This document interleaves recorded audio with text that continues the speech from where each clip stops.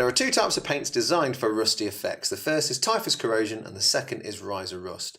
Now in this video we'll be combining the two paints together on the sword of a chain rasp. We're going to start with typhus corrosion, and the first thing we're going to do is use our medium base brush and we're going to start getting it out of the actual pot. So when we apply this, we'll just a little dollop or two onto the palette. You'll see it's fairly translucent and also quite textured as well, which is great because this will add a little bit of texture to that rust effect.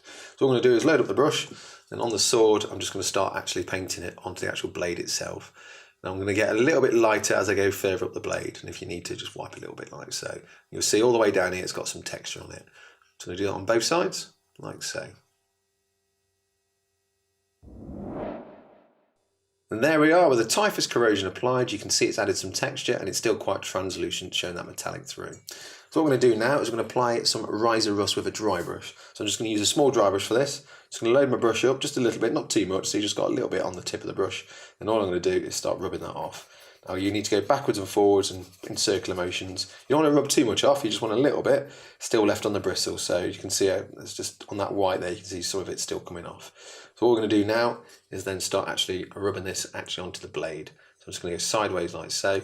It will really start to pick out that texture, but at the same time it will give that kind of wet rusty feel to it as well.